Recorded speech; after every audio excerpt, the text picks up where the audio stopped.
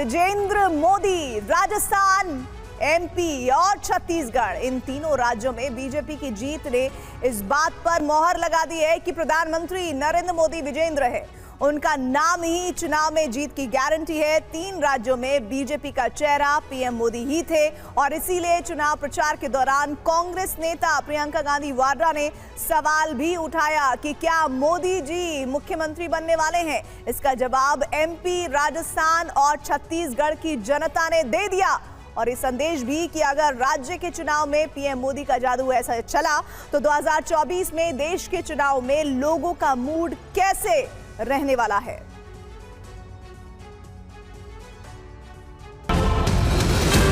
मोदी का मिजाज भी अलग है, मेहनत भी अलग है और मिशन भी अलग है।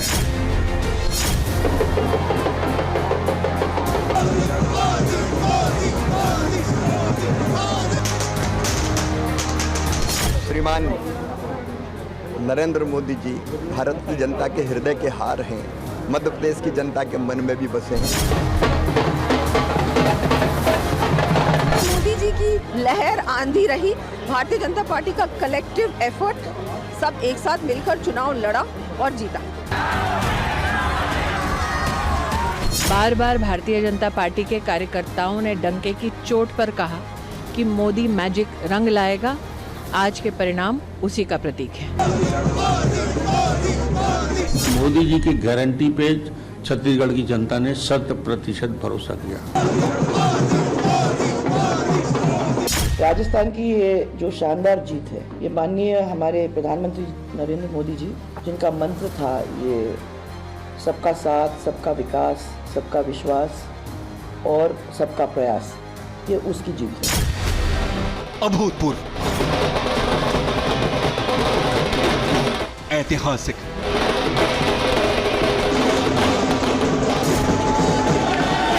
अप्रत्याशित,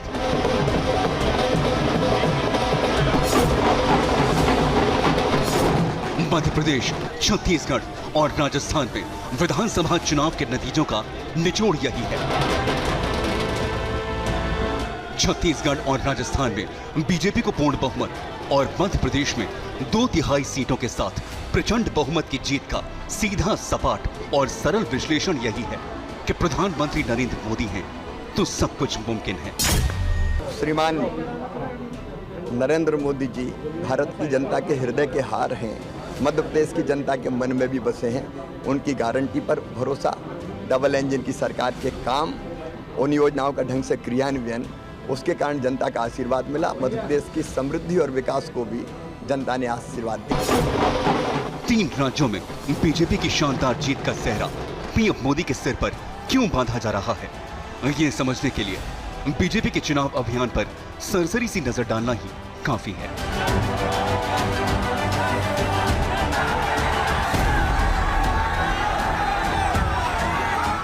चुनाव विधानसभाओं के हो रहे थे, लेकिन मध्य प्रदेश, राजस्थान और छत्तीसगढ़ में चेहरा सिर्फ एक था, पीएम नरेंद्र मोदी। महाराणा प्रताप का स्वाभिमान,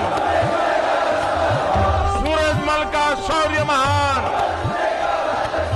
होगा बहन बेटियों का सम्मान, भ्रष्टाचार का मिटेगा निशान, खुशहाल बनेंगे गांव किसान। मोदी साथ, अपना राजस्थान, मोदी साथ, अपना राजस्थान। खुद को राजनीतिक पंडित समझने वालों ने इसे बीजेपी की राजनीतिक मजबूरी ही समझा।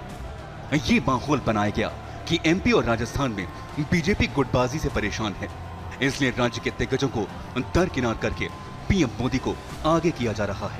प्रधानमंत्री जी जब यहाँ आते हैं उनसे पूछिए, वो ये कहते हैं कि आप मेरे नाम पर, मोदी जी के नाम पर आप वोट डालिए। पूछिए, क्या प्रधानमंत्री पद छोड़कर यहाँ आकर मुख्यमंत्री बनने वाले हैं? राजस्थान में कांग्रेस नेता प्रियंका गांधी वाड्रा ने जब ये बयान दिया था तो उसमें डर भी छुपा हुआ था। जनता के बीच प्रधानमंत्री मोदी के साथ उनकी लोकप्रियता का डर, जो इस चुनाव में बीजेपी का मूल मंत्र था। छत्तीसगढ़, एमपी और राजस्थान तीनों राज्यों में बीजेपी ने अपने चुनावी वादों को नाम दिया था पीएम मोदी की गारंटी। हर गरीब परिवार को पक्का घर मिलेगा, ये मोदी की गारंटी है।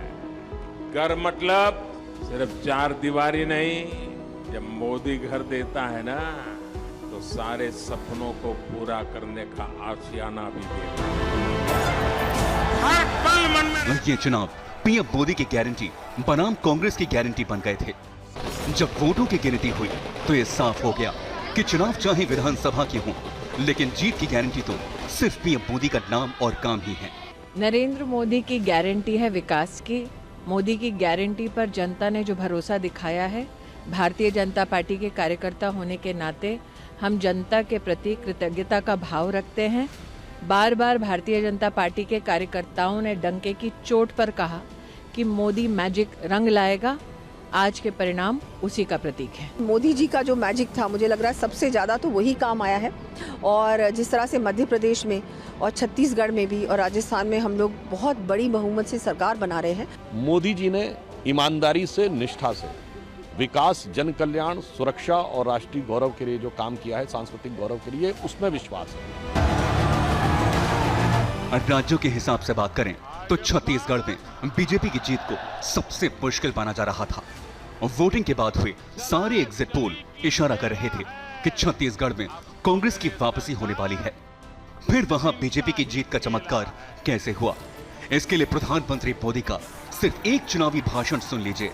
हर तरफ एक ही गूंज है, 3 दिसंबर को भाजपा आवत है। भाजपा। बीजेपी ने यहां दान किसानों से 1 लाख करोड़ रुपए से अधिक का दान खरीदा है। अब छत्तीसगढ़ बीजेपी ने किसानों को ज्यादा खरीद, ज्यादा दाम और साथ में बोनस की गारंटी दी है। कांग्रेस ने छत्तीसगढ़ में हजारों करोड़ रुपए का शराब घोटाला जरूर कर दिया है। मध्य प्रदेश दूसरा ऐसा राज्य था जहां बीजेपी की जीत मुश्किल मानी जा रही थी। कांग्रेस को उम्मीद थी कि बीजेपी की 18 साल की सत्ता के खिलाफ बदलाव का माहौल है। बीजेपी ने जब केंद्रीय मंत्रियों और सांसदों को चुनाव मैदान में उतारा तो इसे भी बीजेपी के लिए हालात खराब होने के संकेत के तौर पर प्रचारित किया गया। कांग्रेस के नेता अपनी चुनावी गारंटियों की कामयाबी पर इतने मगन हो गए कि उन्हें याद ही नहीं रहा कि एमपी में शिवराज और केंद्र में पीएम मोदी ने महिलाओं का एक विशाल वोट बैंक बना रखा है। भारतीय जनता पार्टी को वोट देते हो तो 2 काम हो। राकेश सिंह के जीतने के साथ ही मध्य प्रदेश में तो भाजपा सरकार बनेगी, ये हो गया एक काम। मगर 23 में यहां भाजपा सरकार बनाते ही 24 में फिर से मोदी जी प्रधानमंत्री बनेंगे, ये हो गया दूसरा काम। भारतीय जनता पार्टी को अद्भुत जीत हासिल होगी। लोग कहते थे क्यों? मैं कब मेरी लाडली बहनाएं साथ है। लोग कहते थे मीडिया कमेटी की कांटे की टक्कर है। अरविंद का कहीं कांटे की टक्कर नहीं है, लाडली बहनाओं ने सारे कांटे निकाल दिए।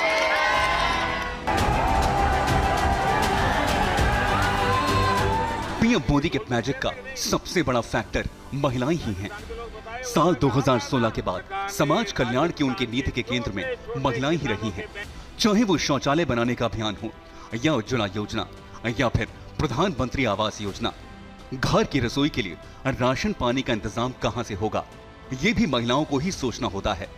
लिहाजा 80 करोड़ लोगों को मुफ्त राशन और हर घर नल से जल जैसी योजनाओं ने भी महिलाओं को पीएम मोदी का मुरीद बना दिया। अपनी चुनावी रैलियों में प्रधानमंत्री मोदी ने बिना एहसान जताए सिर्फ याद दिलाया कि उनकी गारंटी का मतलब क्या है।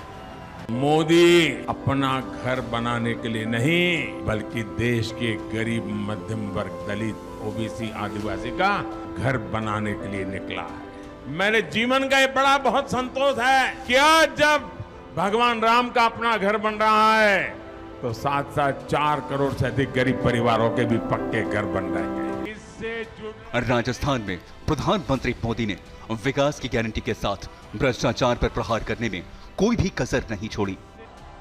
लाल डायरी की सबसे अधिक चर्चा है इस साल, और इस लाल डायरी के पन्ने जैसे जैसे खुल रहे हैं वैसे वैसे जादूगर जी के चेहरे पर हवाइयां उड़ रही हैं। मैंने कहीं पढ़ा कि कांग्रेस के विधायक ने यहां के मंत्री के लिए कहा है, भाया रे भाया खूब खाया, भाया रे भाया खूब खाया, एक गांव तो पूरा ही खाया।